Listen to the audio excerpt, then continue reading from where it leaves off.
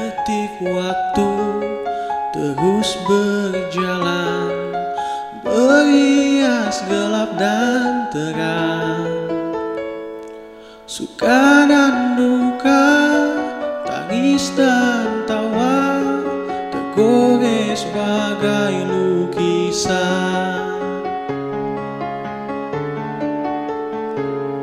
Seribu mimpi, berjuta sepi, hadir bagai teman sejati.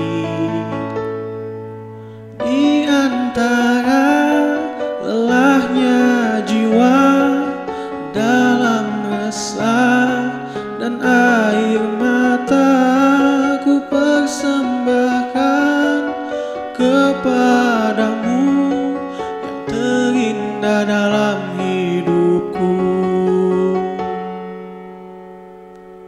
Meski ku rapuh dalam langkah, kadang tak setia kepadamu, namun cinta dalam jiwa hanyalah padamu.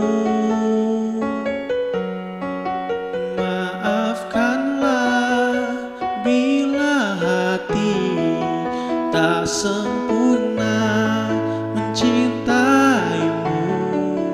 Dalam dadaku harap hanya dirimu yang bertahta.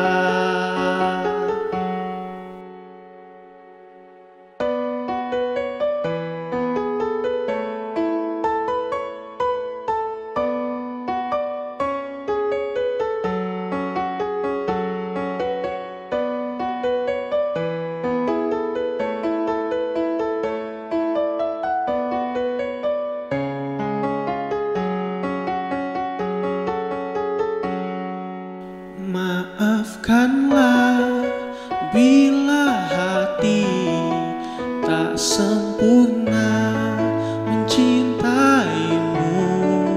Dalam dada ku harap hanya dirimu yang bertahta.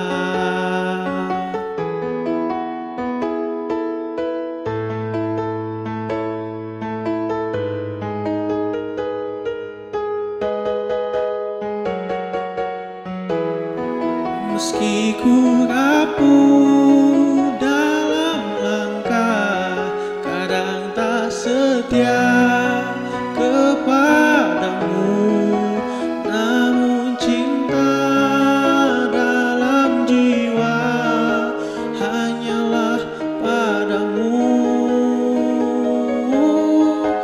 Maafkanlah bila hati tak sempurna mencintaimu. Dalam dada ku harap hanya dirimu yang bertahta. Meski ku rapuh dalam langkah, kadang tak setia kepadamu, namun cinta dalam jiwa hanyalah padamu. Maafkanlah bila hati tak sempurna mencintaimu. Dalam dada ku harap hanya dirimu yang bertahta. Detik waktu terus berlalu, semua berakhir padamu.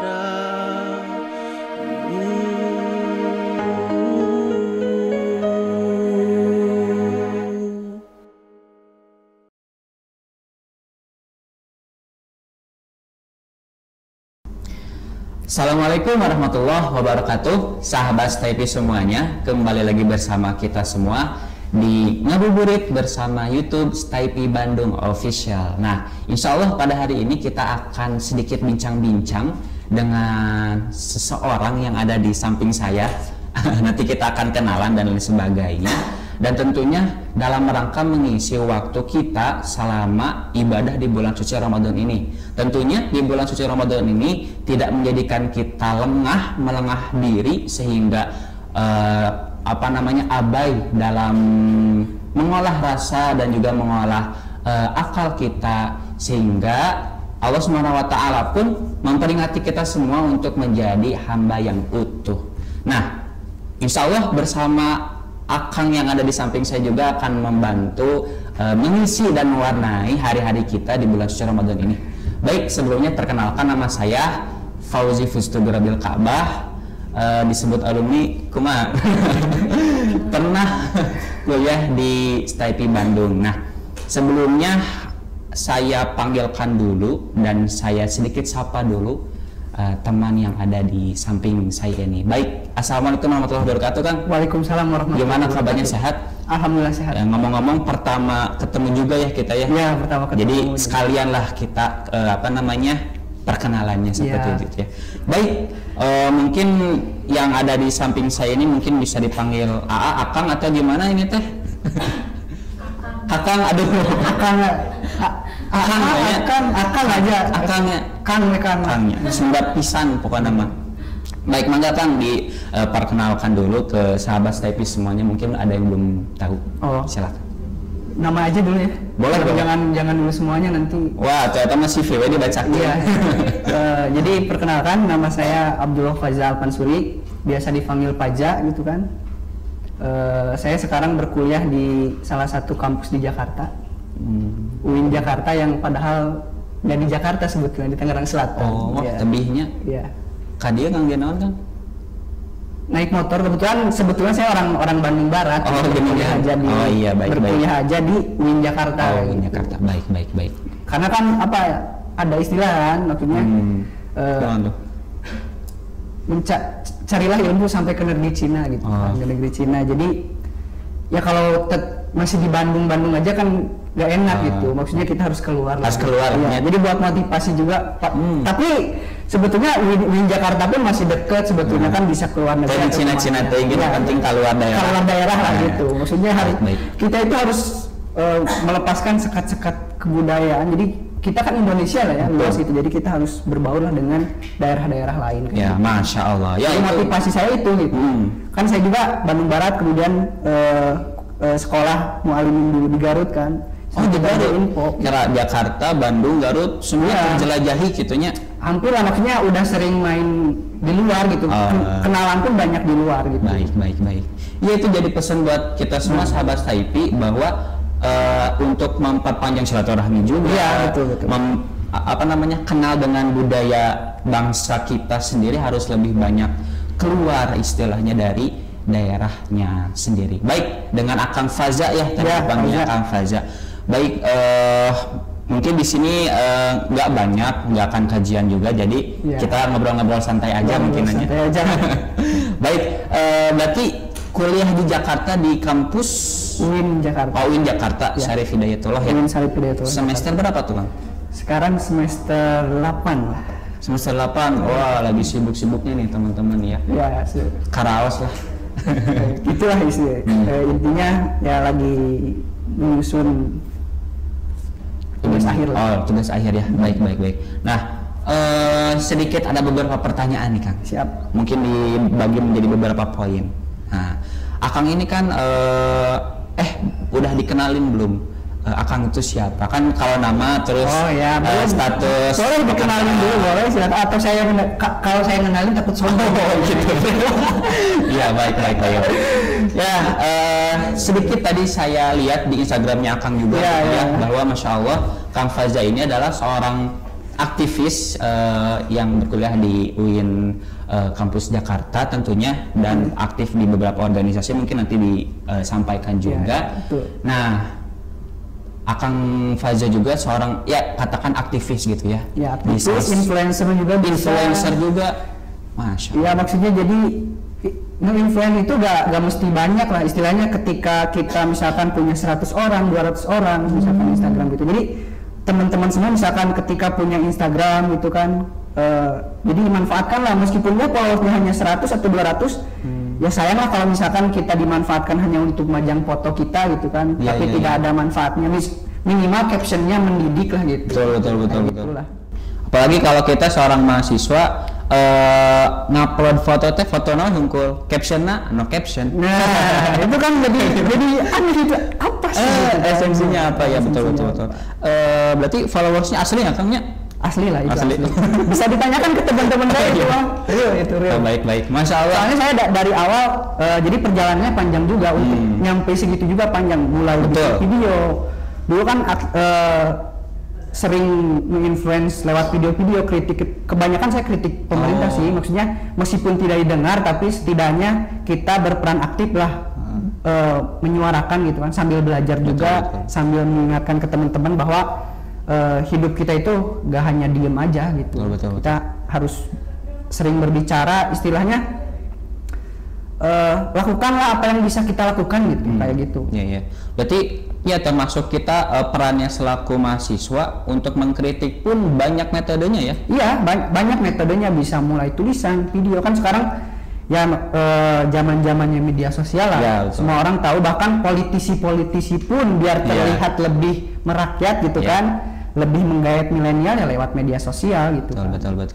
Udah disorot oleh semua kalangan lah istilahnya. Bukan hanya milenial aja, tapi orang tua pun kan sekarang udah pada make gitu. Oke, Masya Allah ya. Jadi Kang Fazal ini seorang aktivis, influencer juga, dan selain untuk mengedukasi netizen kita Indonesia gitu ya, tapi ada sedikit kritik-kritik yang dimana setidaknya didengar oleh pemerintah gitunya. Ya, bisa oleh pemerintah, bisa menjadi pengingat juga untuk kita bergerak bersama kayak gitu. Ya, baik. Nah, itu tuh mulai dari kapan Akang tadi kan berbicara tentang perjalanannya tuh panjang gitunya, nggak ujuk-ujuk pas buka Instagram teh followersnya 7.000. Nah, boleh sedikit diceritakan lah. Nah, mungkin berawal dari mualimin lah ya, kelas 1 mualimin. Saya orangnya senang bersosialisasi, senang ngobrol dengan kawan-kawan yang lain. Kebetulan kan saya istilahnya orang jauh lah, orang dari rantau gitu kan.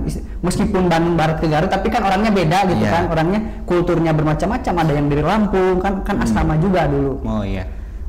Nah, ngobrol kan banyak gitu kan yang diceritakan, kemudian hal-hal apa aja yang harus kita pelajari gitu dalam memahami setiap karakter orang. Nah, dari situ saya mulai paham bahwa kita sebagai manusia itu ternyata perlu yang namanya membranding diri gitu, membangun citra dari orang lain memandang kita itu seperti apa. Nah, itu mulai dari situ. Nah, dari situ saya memahami itu, kemudian saya belajar bagaimana membranding diri saya. Nah, saya akhirnya, karena saya orangnya suka nulis, suka baca dan nulis. Nah, ketika di mualimin saya orangnya lebih kepada suka nulis, kemudian suka debat, ngobrol. Saya pernah jadi perwakilan juga di sekolah, mewakili sekolah untuk kejuaraan lomba debat segarut gitu. Waktu itu. Nah, dari situ akhirnya aktif, kemudian mulai merambah ke Instagram itu kelas 2-an lah, karena kan ketika di Tarogong itu gak boleh bawa HP kan, di Garut sekolah Persis di Garut, gak boleh bawa HP. Tapi dari situ saya mulai belajar bagaimana membranding diri. Awalnya dari caption aja, caption menarik, kemudian foto-foto kegiatan saya, mulai dari PLKJ dan yang lainnya lah ya. Nah, akhirnya kan banyak tuh yang mengikuti lah orang-orang Garut. Saya aktif juga di IPP kan, Ikatan Pelajar Persis daerah Garut. Nah, di situ kan dari relasi itu pun kita bisa menggait kepercayaan teman-teman lah istilahnya, karena kan saya sering tampil, sering bicara, akhirnya kan berimpact juga kepada Instagram gitu kan. Jadi kehidupan kita sehari-hari akan berdampak kepada Instagram juga sebetulnya, kalau misalkan kita bisa membranding dengan baik. Oke, Masya Allah. Jadi awalnya dari situ sih, dari sekolah, dari kesenangan saja, kesenangan pribadi dalam bersosial. Akhirnya kan sosial media kan sama aja kita bersosial. Nah, untuk kita biar aktif di keduanya gitu kan, di sehari-hari aktif, kemudian di media sosial pun aktif. Nah itu saya mencermatinya seperti itu. Iya betul, Masya Allah. Berarti sebenarnya mudah juga ya untuk jadi influencer tuh sebenarnya, karena selain kita menjalani kehidupan sehari-hari, media sosial itu sudah menjadi apa ya, primer gitu, kebutuhan primer kita sehari-hari juga. Ya, saya mengutip kata Panji, tahu Panji Pragiwaksono, stand up komedian kan, tahu kan, sering nonton. Nah itu saya ngutip kata-katanya, ada yang bagus nih. Semua produk itu sebetulnya bakalan laku kalau dijual. Yang salah itu cara pemasarannya. Nah sama aja kayak manusia sebetulnya kalau bisa membranding diri dengan baik bakal laku. Mau gimana juga pasti punya pasarnya sendiri dalam berkarya kayak gitu. Masya Allah. Ya, dengan apa namanya tuh boomingnya media sosial, internet dan sebagainya harus menjadi apa ya, alat untuk kita makin produktif gitu ya, tentunya. Makin produktif gitu. Baik, Masya Allah, sahabat Staypi semua, Kang Faza ini selain aktivis, influencer tadi diceritakan juga gitu ya. Bagaimana perjalanan? Aktivisnya belum diceritakan. Aktivisnya belum diceritakan. Aktivisnya belum diceritakan. Baru influencernya. Baru influencernya aja. Oke. Sombong nanti. Oh iya. Dah setik gitu ya. Mohon. Bahaya sombong. Baik. Nah, mungkin langsung nanya pertanyaan selanjutnya nih, Kang Faza. Dari tahun kemarin 2020 gitu ya, dunia khususnya Indonesia terdampak juga fenomena virus COVID-19 ini gitu.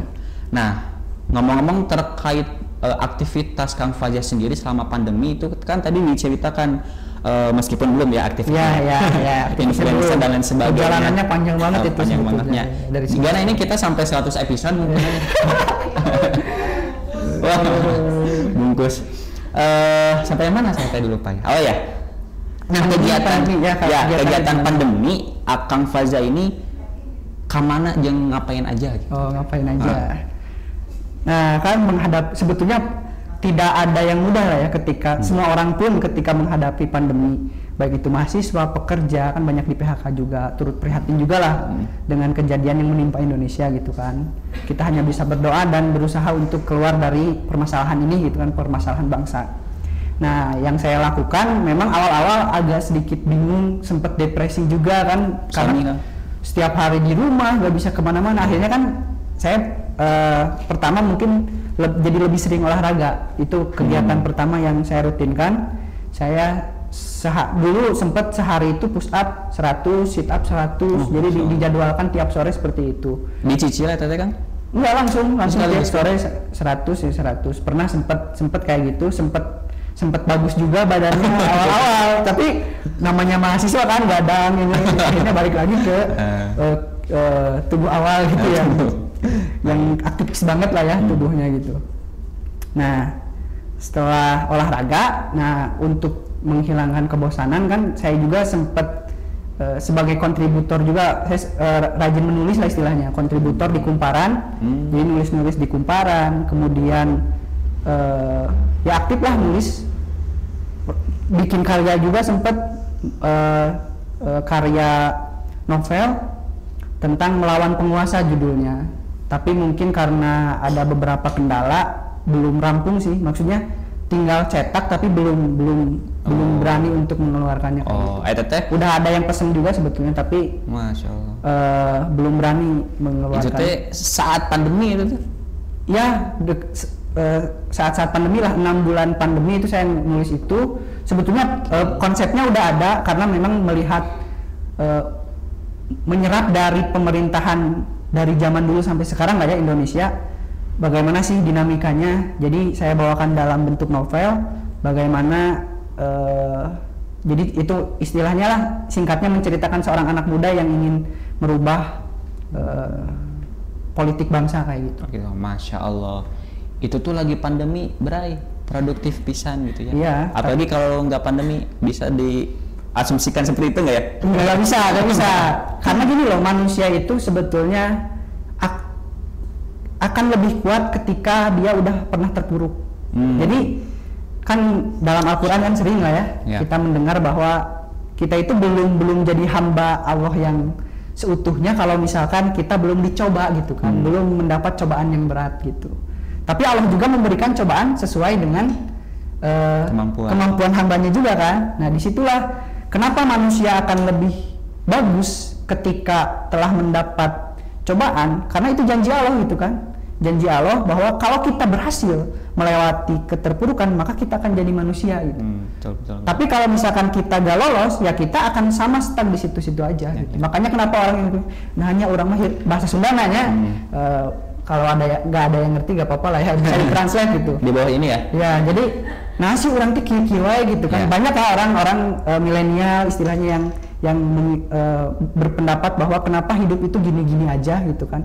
Yaitu karena mereka tidak mendapatkan cobaan tapi tidak menghadapinya dengan baik gitu, kayak gitu. Betul. Jadi kita harus bergembira, berbahagia ketika kita mendapat cobaan dari Allah gitu. Iya. Tapi kita juga harus bisa membedakan mana cobaan, mana azab gitu. Nah itu. Masya Jadi Allah. ada waktu muhasabah, ada kita waktu untuk bergembira mendapat cobaan kayak gitu. Betul. Masya Allah ya. Ya berarti tadi bisa diasumsikan bahwa nggak menjamin loh ketika nggak ada pandemi atau nggak ada virus atau musibah apapun itu kita bisa produktif gitu. Ya, jadi tergantung bagaimana kita menyikapi permasalahan yang ada di diri kita sendiri masing-masing. Betul. Bangsa ini pun nggak akan berubah meskipun misalkan udah diterpa pandemi, apakah kita akan lebih maju belum tentu juga, atau misalkan ada pandemi akan lebih terpuruk belum tentu juga. Bagaimana masyarakatnya menyikapi musibah atau misalkan cobaan yang Allah berikan. Iya. Masya Allah ya. Jadi kalau tapi jadi agak Islami ya. Emang biasanya kumaha gitu. Biasanya agak kurang Islami gitu. Tapi Islami. Tapi maksudnya ngiri Islami ini gitu. Ngiri mungkin ya. Oh iya.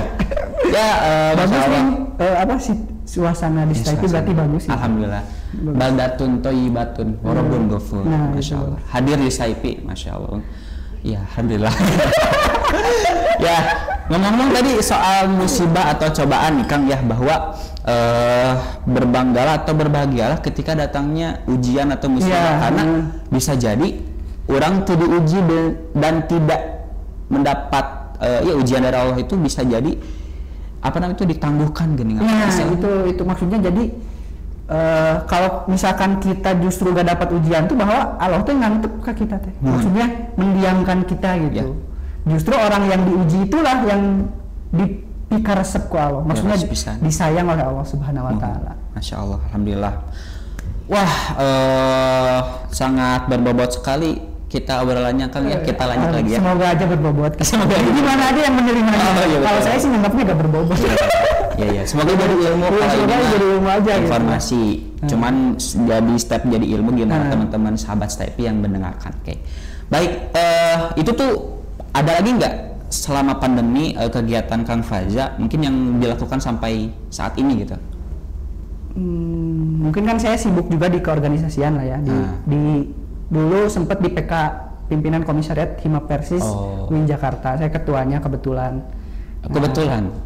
Enggak politisasi enggak? Enggak, karena Hima Persis di UIN Jakarta itu ya gak terlalu banyak sih. Maksudnya jadi ya karena segitu-gitunya bukan berarti saya yang terbaik, tapi mungkin karena takdirnya saya yang harus jadi ketua ya jadi ketua. Nah, kegiatan saya itu mengkoordinir teman-teman semua untuk aktif. Pertama karena kan yang jadi ujung tombak Hima Persis adalah kajian kan ya, kajian diskusi kayak gitu. Nah, jadi saya fokus ke kajian waktu pandemi itu. Kemudian ya konsultasi dengan teman-teman, dengan senior, bagaimana sih menyikapi, sempat juga ngadain baksos, bantuan sosial untuk mahasiswa Ciputat, kan saya di Ciputat ya, di Tangerang Selatan. Nah, itu mungkin kegiatan-kegiatan yang saya lakukan gitu untuk istilahnya tetap produktif di masa pandemi, meskipun gak produktif banget, tapi setidaknya kita gak berdiam diri. Iya. Berarti organisasi juga berjalan ya saat pandemi pun. Boleh nggak disampaikan Akang ini aktif di mana aja nih mungkin saat dibilangin ya. Aktivis. Dulu sempat sebetulnya awal pertama masuk ke Tangerang Selatan atau ke Ciputat atau ke UIN Jakarta itu saya langsung bertemu dengan organisasi mahasiswa HMI gitu ya, Himpunan Mahasiswa Islam. Komisariat dakwah waktu itu kan saya Fakultas Dakwah dan Ilmu Komunikasi. Oh iya. Saya aktif pertama di HMI saya sempat LK1. Nah, kemudian pas semester 3 ternyata ada Hima Persis di UIN Jakarta. Waktu itu masih 3 orang lah. Maksudnya karena saking sedikitnya gitu ya orang-orang yang orang Persis yang kembali lagi ke rumahnya. Jadi hanya sedikit. Nah, itu akhirnya menggerakkan hati saya untuk bergabung dengan Hima Persis. Akhirnya saya mengikuti Ka'bah pada semester 3. Tahun 2018 berarti. Saya bergabung Hima Persis itu. Nah, dari situ saya mulai aktif, sering ikut-ikut kegiatan, kajian, kemudian diskusi.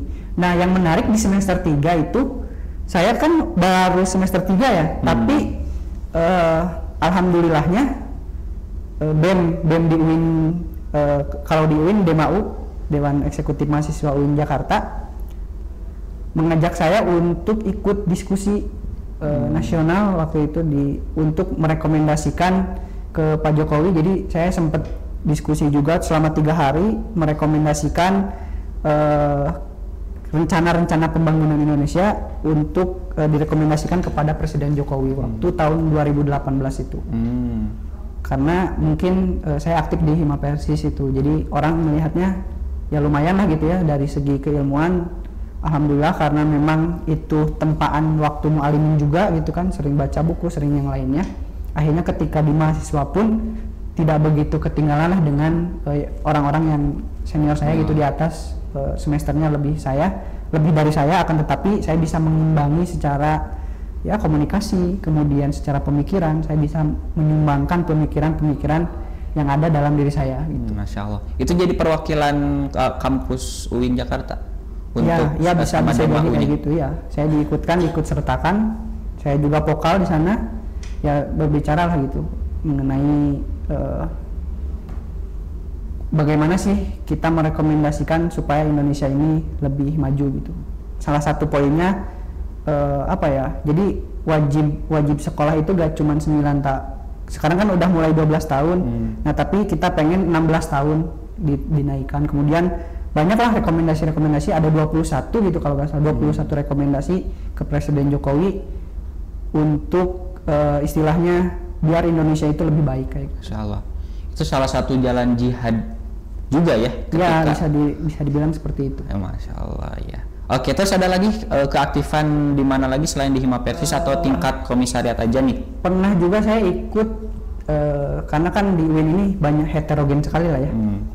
Ikut HIPMI, Himpunan Pengusaha Muda Persis? Enggak, HIPMI itu Himpunan Ikatan Pengusaha Muda Indonesia, pokoknya itulah, saya lupa karena nggak terlalu aktif sih di situ. Cuman saya sering ikutan kegiatannya.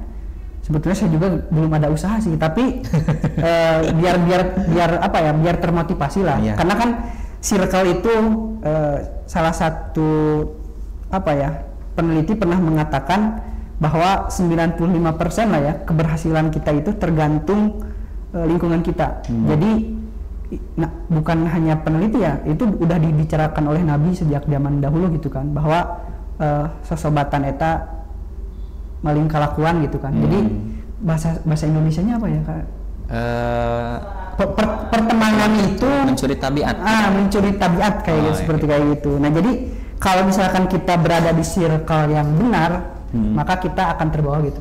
Kayak hadis yang kalau misalkan kita bergaul dengan tukang pandai besi, kita akan minimal bauna gitunya. Maksudnya bau gas sedapnya, atau misalkan kecipratan apinya, api panas kayak gitunya, atau terus kalau misalkan kita bergaul dengan orang penjual parfum, nah kita akan kena juga baunya gitu kan, jadi harum. Nah, itu pentingnya dalam memilih circle pertemanan. Nah, Masya Allah, itu sahabat Staypi jadi motivasi buat kita semua sejak dini atau sejak masuk kuliah, carilah circle atau lingkungan-lingkungan yang baik dan mendukung.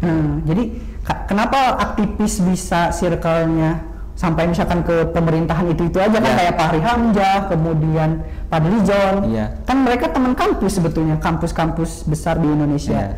Ya circle-nya karena itu. Nah, karena membangun itu semua, akhirnya kan sama-sama di atas juga gitu kan, menjadi wakil rakyat kita. Nah, itu pentingnya pertemanan yang harus dibangun. Jadi kenapa aktivis kebanyakan pada akhirnya sukses gitu kan. Tidak semua sih, tapi rata-rata gitu kan, minimal berdampak bagi lingkungannya itu karena mereka bisa memilih circle yang baik gitu di lingkungan, baik itu kampus atau misalkan di lingkungan masyarakat. Masya Allah, keren Kang, ini sangat termotivasi sekali. Saya pun yang mantan mahasiswa ingin mantan mahasiswa, ini masih mahasiswa. Oh, mahasiswa ya. Ini udah sarjana berarti. Waduh. Berat. Oke, nah itu tentang aktivitas Kang Faji sendiri ya di kampus. Ada lagi atau masih? Oh, pernah saya waktu 2018 itu pernah bekerja. Jadi sempet kuliah sambil kerja juga di salah satu media elektronik, media online lah ya. Di Tangsel Media, tangselmedia.com. Nah, saya di situ sebagai reporter. Jadi saya orang yang mencari berita seputar Tangerang Selatan. Sebentar, emang jurusannya apa kan? Sebetulnya saya jurusannya manajemen dakwah. Fakultas Ilmu Dakwah dan Ilmu Komunikasi. Jadi ada keterkaitan, ada irisan. Cuman sebetulnya nggak ada sih yang bicara soal jurnalistik, nggak ada. Cuman ya karena tadi kembali lagi kepada ketertarikan kita gitu, ketertarikan masing-masing. Itu motivasi masing-masing itu kan beda-beda. Setiap orang punya segmennya masing-masing sebetulnya. Baik. Terus kalau berbicara organisasi sendiri ya, di Hima Persis masih di komisariat atau gimana nih Kang? Sekarang kemarin baru dilantik sebagai pimpinan daerah Hima Persis Ciputat. Allah, tabarakallah.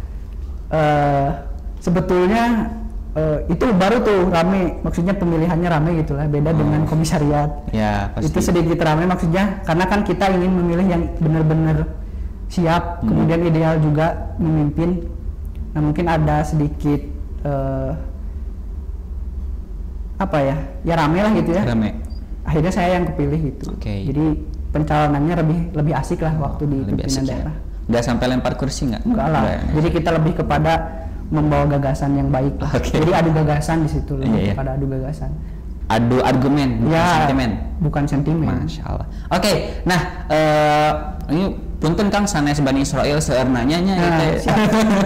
Tapi ingin betul-betul ya sahabat Staiti Kang Faza ini aktivis yang ya Masya Allah lah kalau kita lihat di media sosial dan kemudian influencer juga gitu ya. Nah, berbicara tentang pergerakan Kang Faza sendiri di Ciputat. Nah, di Ciputat atau mungkin menyinggung keaktifan Kang Faza sendiri di PD Hima Persis Ciputat itu sendiri ya. Apa sih yang jadi concern gerakan dari Kang Faza di Ciputat gitu? Nah, untuk komisariat ya, ketika memimpin komisariat lebih kepada bagaimana kita menumbuhkan intelektual kader gitu ya. Bagaimana kita memberikan suguhan-suguhan kajian yang menarik, kemudian pemantik-pemantik diskusi yang menarik juga. Nah, saya lebih konsen di situ waktu komisariat. Nah, ketika sekarang ya baru memimpin di pimpinan daerah, saya ingin membawa mahasiswa ini berperan, khususnya Hima Persis, berperan aktif di Tangerang Selatan itu membangun dari segi kultur budaya gitu kan. Karena Tangerang Selatan ini adalah kota urban, kota yang memang terkenalnya BSD, Serpong, yang emang dibangun oleh swasta gitu kan. Jadi karakteristik kebudayaan, kemudian secara kultur yang ada di Tangerang Selatan ini masih minim identitas, krisis identitas lah istilahnya. Kalau misalkan Tasik kan terkenal dengan kota santri, kemudian Jogja misalkan kota pelajar, Garut misalkan kota dodol misalkan atau apa, karena kan ada irisan budaya. Nah, kalau Tangerang Selatan orang kan mikir lagi kota Tangerang Selatan apa? Nah, saya sebagai ketua pimpinan daerah Hima Persis Ciputat, nah ingin membawa gagasan baru di Tangerang Selatan bahwa kedepannya kita akan berusaha menemukan identitas untuk kota Tangerang Selatan, tentunya dengan keilmuan atau misalkan identifikasi. Kebetulan kemarin juga baru kajian dengan salah satu arkeolog muda di Tangerang Selatan. Nah, membicarakan kesejarahan Tangerang Selatan itu sendiri. Nah, pergerakannya lebih kepada kita ingin berkontribusi dari segi membangun identitas di kota Tangerang Selatan. Salah satunya dengan mengkaji sejarah itu. Ya, sejarah. Bukan romantisme belaka, tapi pencarian identitas gitu ya, Masya Allah. Sama kan sama halnya dengan misalkan Persis itu sendiri kan punya identitas yang panjang. Nah, bagaimana kita bisa seperti teori Ustadz Tiar bahwa orang yang bisa menarik seperti teori ketapel Ustadz Tiar, orang yang bisa menarik sejarah sampai ke belakang banget gitu kan, maka dia akan melesat ke depan gitu ya. Insya Allah. Betul.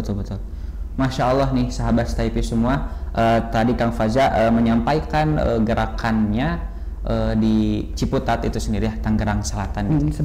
Oke, mungkin kita sedikit lagi akan masuk ke sesi akhir nih. Mungkin kalau boleh tahu nih Kang Faza, gimana sih atau mungkin ada motivasi tersendiri ketika kita sedang pandemi, terus sekarang situasi Ramadan, atau yang paling ramenya itu pandeminya lah, tapi kita masih bisa aktif berorganisasi, itu mungkin ada motivasi tersendiri dari Kang Faza.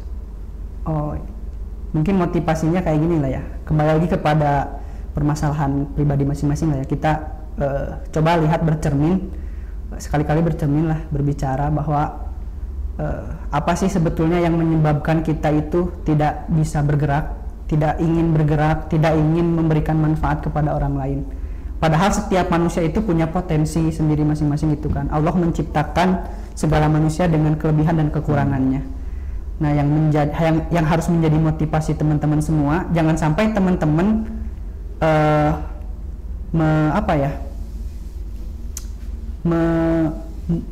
memandang diri teman-teman itu gak bisa apa-apa gitu. Nah, itu yang harus teman-teman hilangkan, karena sebisa mungkin teman-teman harus bisa sahabat-sahabat STIP semua sebisa mungkin menilai teman-teman itu bisa memberikan dampak baik gitu, minimal untuk lingkungan di STIP misalkan, atau lebih bagusnya misalkan di lingkungan yang lebih luas lagi. Jadi jangan mendiskreditkan seperti saya kan dapat pertanyaan juga dari salah satu penanggung jawab ini ya. Karya abang apa aja? Nah itu di karya gimana nih kan? Biasanya orang mendiskreditkan sebuah karya itu hanya misalkan karya tulis atau misalkan hal yang lainnya.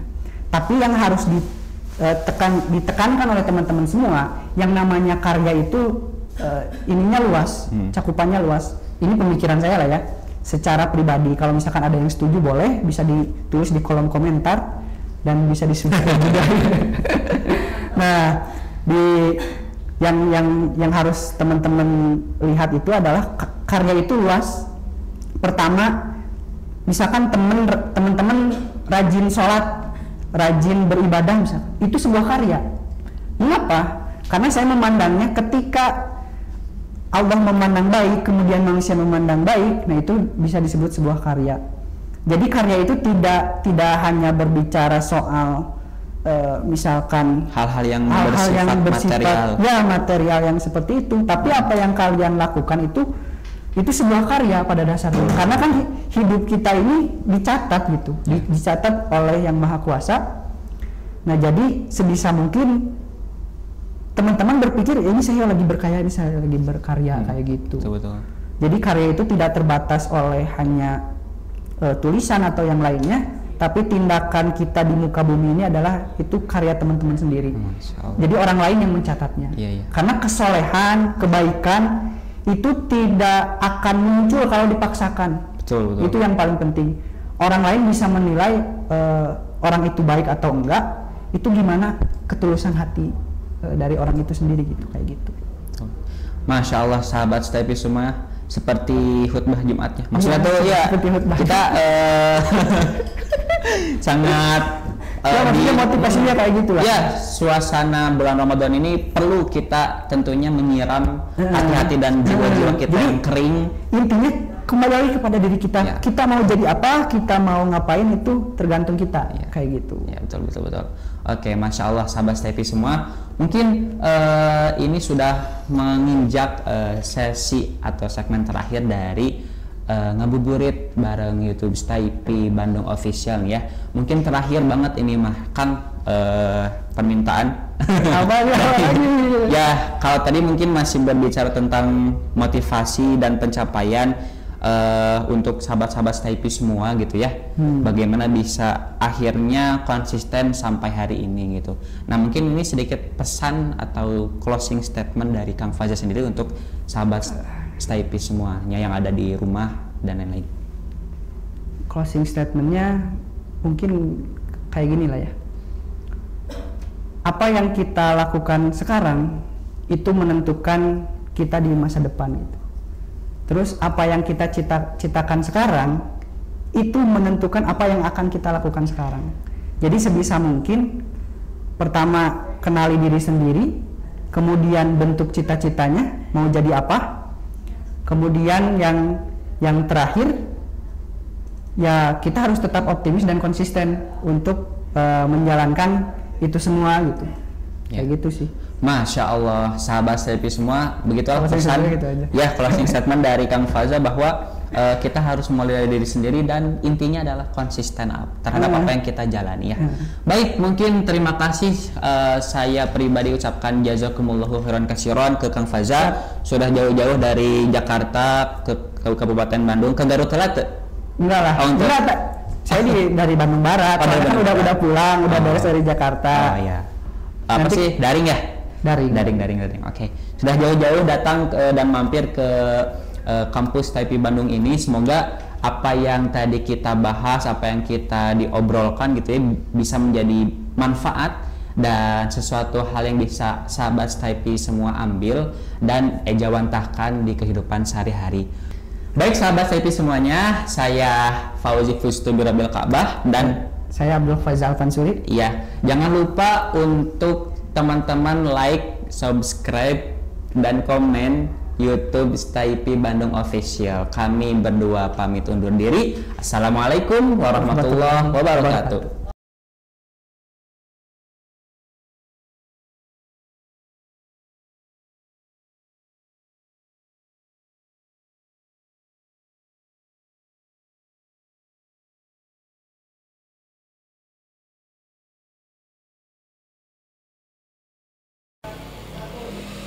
أعوذ بالله من الشيطان الرجيم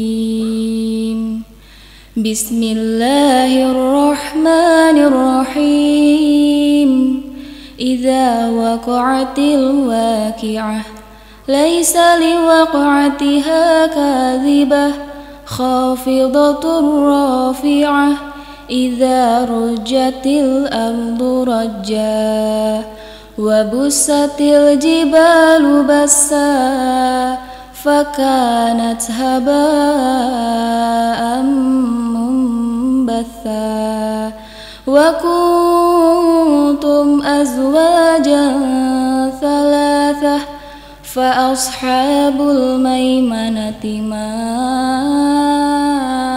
أصحاب الميمنة وأصحاب المشأمة ما أصحاب المشأمة والسابقون السابقون أولئك المقربون في جنات النعيم ثلة من الأولين